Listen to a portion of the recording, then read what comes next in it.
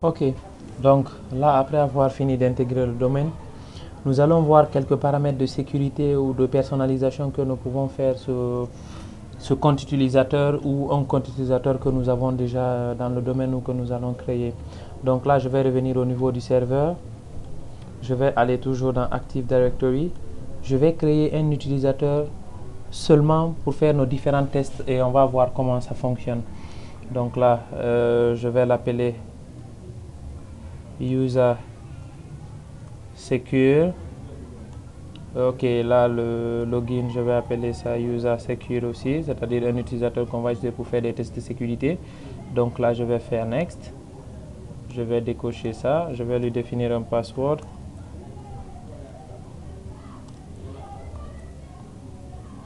Là, je fais Next. Ok. Donc, on a l'utilisateur qu'on a appelé User Secure. Maintenant, qu'est-ce qu'on va faire? En premier lieu, on va faire ce clic droit dessus, dans Propriétés. Là, nous avons des multitudes de paramétrages et d'informations que nous pouvons appliquer à notre utilisateur ou ajouter. Donc là, moi, je vais venir dans l'onglet qu'on appelle Account, le compte d'utilisateur.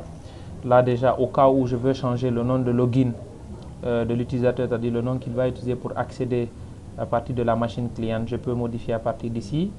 Si je veux changer le domaine, par exemple, si on avait un autre domaine qui était joint à ce domaine, je pouvais changer aussi le domaine. Maintenant, on va commencer par quoi ici? Nous pouvons définir les heures pendant lesquelles ou les jours pendant lesquels l'utilisateur est autorisé à se connecter avec ce compte. Donc ça dépendra maintenant de l'entreprise ou de la nécessité en fonction de laquelle vous voulez utiliser ces paramètres et des spécificités de sécurité ou les règles qui sont annoncées là-bas. Donc là, par exemple, quand moi je clique sur le bouton Log on Hours, j'ai tous les jours de la semaine. Donc, par exemple, aujourd'hui chez moi, ici, on est samedi. Je vais lui dire qu'il n'a pas accès à se connecter toute la journée du samedi. Je suppose que c'est un jour férié. Donc, je sélectionne toute la zone en bleu et je clique sur Logon Denied.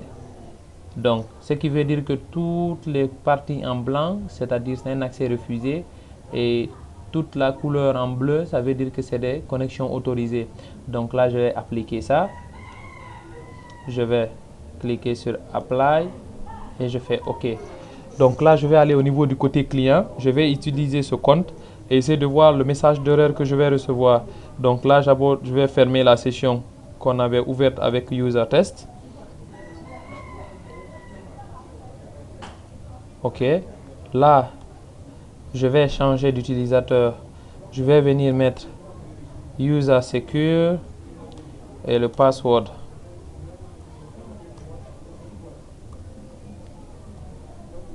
Je vais valider. Qu'est-ce qu'on me dit?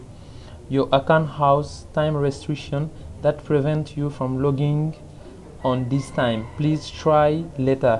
Donc on voit clairement que le message nous indique que nous avons une restriction qui est liée au temps. Donc, et chacune de ces erreurs de sécurité aura un message spécifique qui indique précisément à l'utilisateur ou à l'administrateur quel est le problème ou à quel niveau se trouve le problème. Donc là, je vais cliquer sur OK. Je vais revenir au niveau toujours du serveur. On va faire un autre paramétrage. Je vais faire propriété. Je viens dans Account, Login Hour. Je vais d'abord lui rendre la possibilité de se connecter le samedi pour pouvoir faire d'autres tests de paramétrage. Je clique sur OK. Donc là, on va voir une seconde option qui est quoi? Logon Onto. Lorsque nous voulons, par exemple, pour des mesures de sécurité, personnaliser la connexion d'un compte utilisateur à un ordinateur spécifique, c'est-à-dire que son compte utilisateur ne pourra que se connecter à partir de l'ordinateur auquel il a été affecté, on peut venir au niveau de cette option.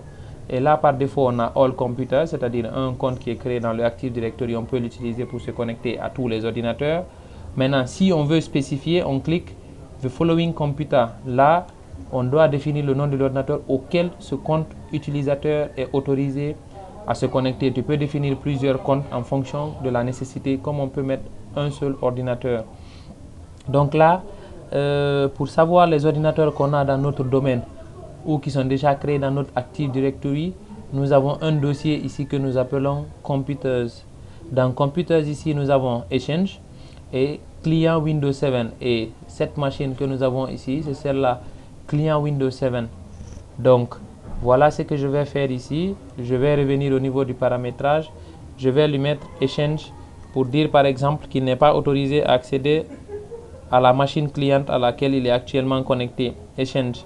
Je fais Add. Je fais Apply. Je fais Apply. OK.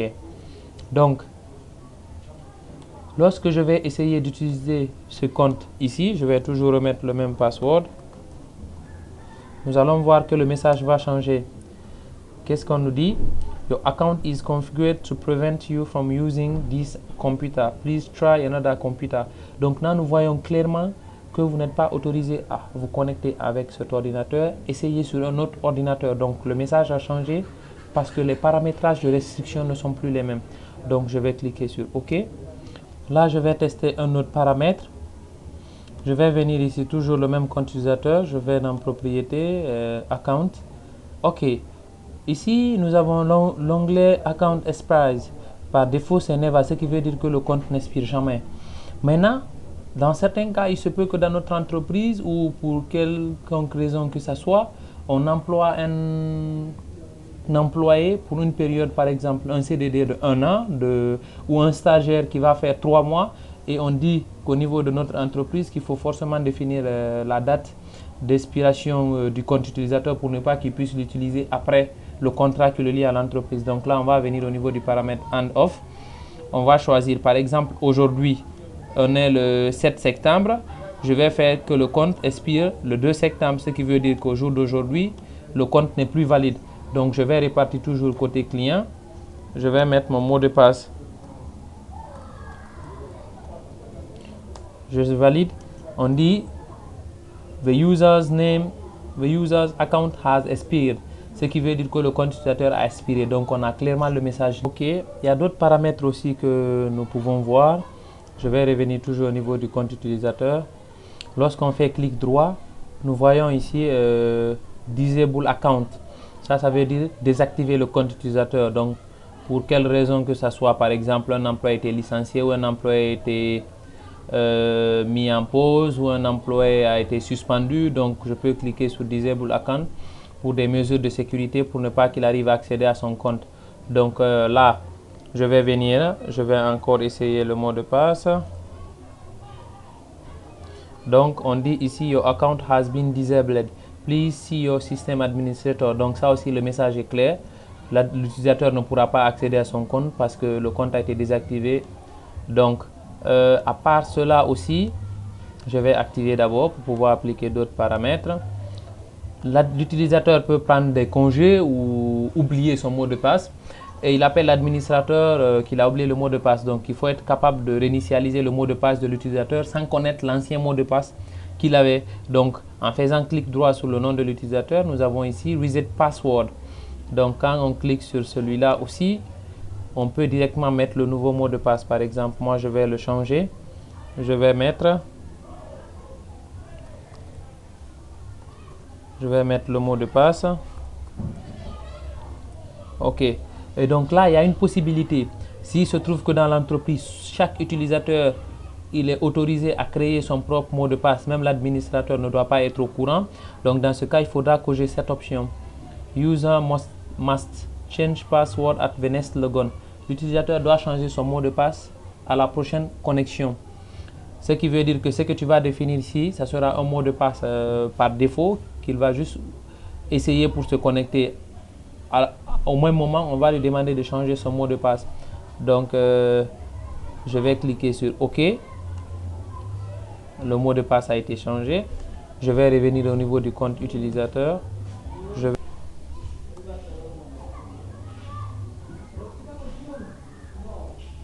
Donc, ici, nous avons clairement le message User's password must be changed before logging on the first time. Donc, il est obligatoire de changer le mot de passe de l'utilisateur, c'est-à-dire l'utilisateur en question, il va recevoir ce message pour qu'il puisse se connecter la première fois. Donc là, il est obligé de cliquer OK et on va directement lui proposer l'option de saisir son nouveau mot de passe qui sera personnel qu'à lui seul.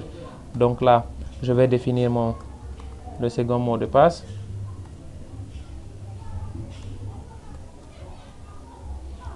Et je vais faire la même chose.